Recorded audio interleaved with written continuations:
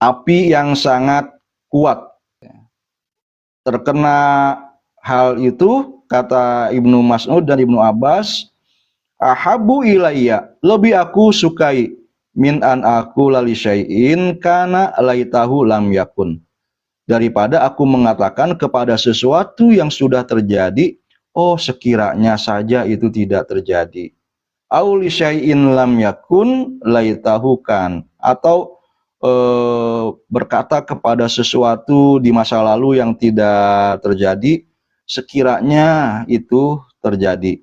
Jadi ini menandakan betapa buruknya tidak menerima sesuatu yang terjadi atau yang tidak terjadi. Wa qala Abu Utsman radhiyallahu an, Abu Utsman berkata, munzu arba'ina sanah, sudah 40 tahun, ma aqamani Allah, tidaklah Allah menempatkan aku fi halin, dalam suatu kondisi, fakarihtuhu, lalu aku tidak menyukainya, wala naqolani ila ghairihi fasakhattuhu, atau aku dipindahkan dari satu kondisi kepada kondisi yang lainnya oleh Allah, lalu aku sebel, lalu aku kesal kepada kondisi baru itu. Wa qala Syaikhu Suyukhina Sayyidi Ali radhiyallahu anhu fi kitabihi, guru dari guru kami yaitu Sayyidi Ali berkata pada kitabnya, man arafa ahla haqqaiqi zahir, orang yang mengenal orang-orang yang memiliki hakikat zahir, walam yunkir alaihim syai'an min ahwalihim, lalu dia tidak mengingkari bagaimanapun kondisi dari ahlu zahir itu, yazfaru bima fi aidihim, maka dia akan memperoleh keuntungan dari apa yang ada pada diri mereka, pada diri ahlu zahir. Wala yumna'u khairuhum qat'an, dan dia tidak akan dihalangi dari kebaikan mereka.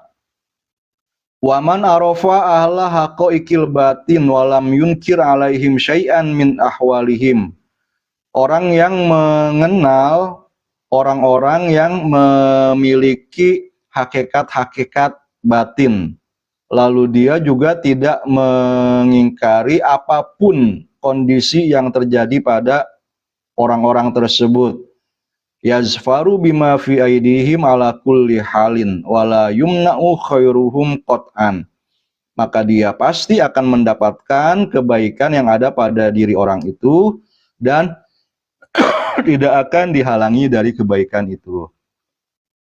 Wal arifu billahi yajma'u baina khairil firqataini yastahibu ma'ahuma jami'an, orang yang mengenal Allah itu akan menghimpun, akan mengumpulkan kebaikan dari kedua kelompok orang tersebut dan akan mendampingi orang-orang tersebut selalu. Artinya bagaimana kondisi zohir seseorang itu ya kita tidak kenali, tapi kita harus menerimanya. Misalnya kalau kita sedang menjadi khotib, maka kita sadar bahwa di antara jamaah kita hadirin itu mungkin ada guru besar, mungkin ada kiai besar, sehingga kita tawadu di hadapan jamaah kita. Atau mungkin bahkan orang yang tidak dikenal oleh masyarakat sebagai seorang yang ahli agama, tapi dia ahli agama, hanya saja pekerjaan sehari-harinya mungkin pedagang, mungkin misalnya ya ojek atau yang lainnya. Di sela-sela waktunya dia baca Quran, dia baca tafsirnya, dia baca kitab, sehingga pengetahuan, apalagi misalnya juga perilaku ibadahnya itu bagus, yang keilmuannya dan kondisi spiritualnya jauh lebih baik daripada kita misalnya yang diberikan mimbar. Kita harus tawadu. Ya, di antara tawadu itu adalah mempersiapkan diri untuk tampil ke mimbar dengan baik. Begitu juga pada saat kita menjadi imam, ada makmum kita, kita tinggal di Banten secara khusus atau Indonesia secara umum, orang-orang biasa itu juga gitu ya, orang biasa maksudnya yang reputasinya bukan sebagai qori, bukan sebagai ustaz gitu ya, tapi pernah nyantri, pernah belajar Quran tajwid dengan baik. Wal arif billahi yajma'u baina khairil firqataini yastahibu ma'ahuma jami'an. Seorang arif itu menghimpun kebaikan dari kedua kelompok yang mengenal hakikat zohir dan kelompok yang mengenal hakikat batin. Selalu mendampingi mereka. Wa kullu firqatin yatalawanu ala nau'iha. Dan masing-masing kelompok itu akan memiliki corak yang tersendiri. Kasaikhi suyukhina radhiyallahu anhum Sayyidi Ahmad Al-Yamani. Contohnya adalah guru-guru kami yaitu Ahmad Al-Yamani. Karena radhiyallahu anhu mimman la yunkiru halan min ahwalil khalqi ahli zahir. Beliau tidak pernah mengingkari kondisi manusia bagaimanapun zahirnya. Ya talam mazuhum fi zawahirihim. Dia mau belajar kepada mereka pada zohir mereka. Wa yadfa'uhum ilaiha wa yukirruhum fiha. Mendorong mereka juga untuk menerima kondisi mereka apa adanya. Wa ahlil bawatini yatalam mazuhum. Syekh Ahmad Al-Yamani itu juga selalu mendampingi orang-orang yang mengenal hal-hal yang spiritual dan membuat mereka merasa nyaman pada kondisi mereka. Fahasolallahu khairul firqataini bima razaqahullahu minal ma'rifati wal hikmah. Sehingga beliau pun memperoleh kebaikan dari kedua kelompok tersebut, yaitu mendapatkan anugerah berupa pengetahuan dan kebijaksanaan. Kila ada seorang sufi yang berkata, innal waliyal kamil, sesungguhnya wali yang sempurna, yatatawar, akan berkembang, bijami'il atwar, pada setiap fase, yakdi jami'al autor, ketika dia memenuhi semua kebutuhannya. Wator itu ya kebutuhan, termasuk kebutuhan fisik ya semuanya. Dengan terpenuhinya kebutuhan fisik, mulai dari makan, minum, kemudian juga termasuk seksual dan ya kenyamanan dari terlindungi dari dingin dan panas yang lainnya.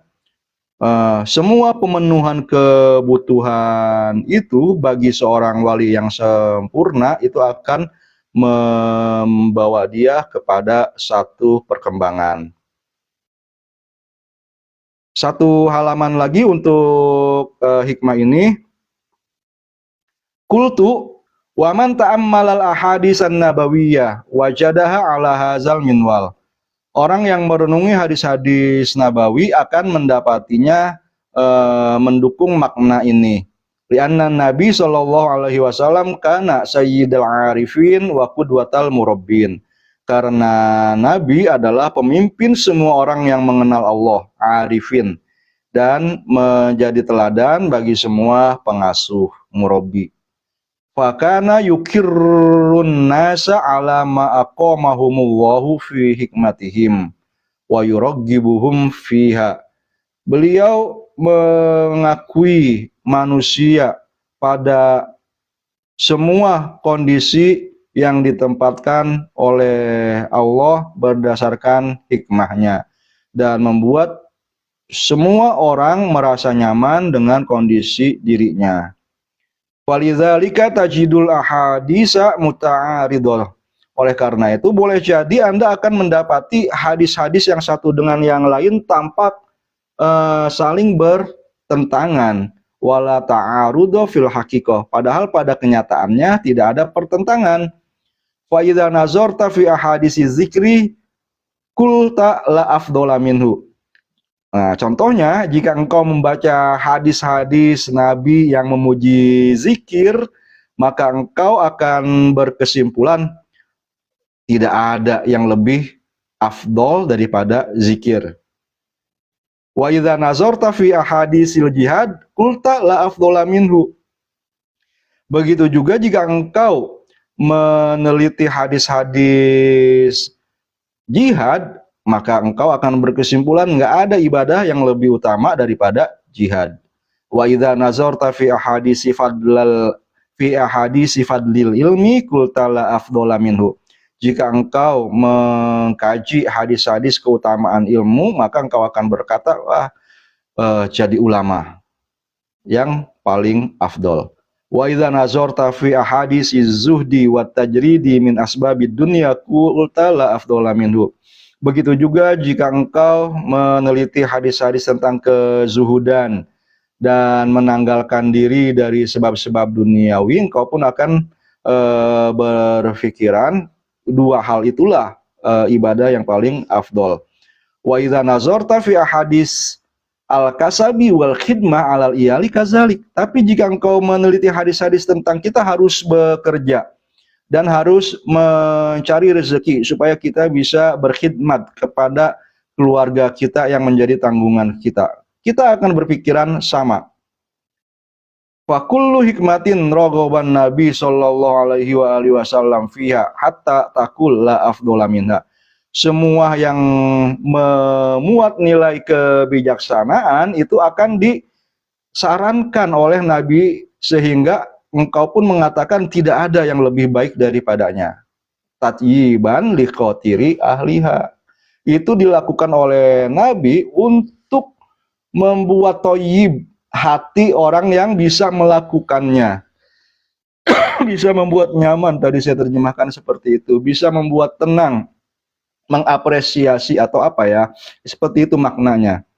Karena manusia-manusia terbatas kan, misalnya ada yang dia tertuntut untuk kasab, untuk bekerja,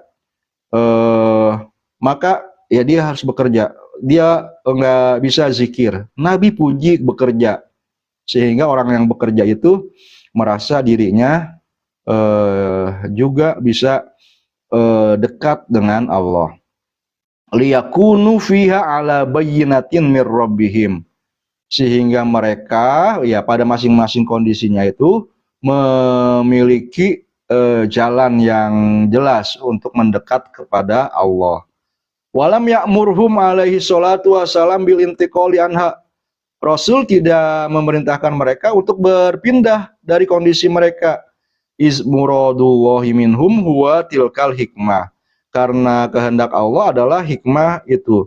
Wa aqarrahum alaihi salatu wassalam alaiha. Maka Rasul mengafirmasi kondisi mereka. Wa raggabahum fiha, dan membuat mereka supaya mencintai kondisi mereka. Hatta yazunna may yasma'u ahadisaha annahu la afdhala minha wa huwa kadzalik. Sehingga orang-orang yang menyangka omongan Rasul itu menyangka bahwa tidak ada kondisi yang lebih baik daripada kondisi orang yang sedang dimotivasi oleh Rasul. Dan memang keadaannya seperti itu. Izla afdhala minha fi haqqi ahliha. Karena tidak ada yang lebih baik daripada kondisi itu bagi orang yang sedang mengalaminya. Walhasil, ini paragraf yang terakhir, kesimpulannya annal arifa la yunkiru syai'an wa la yajhalu syai'an.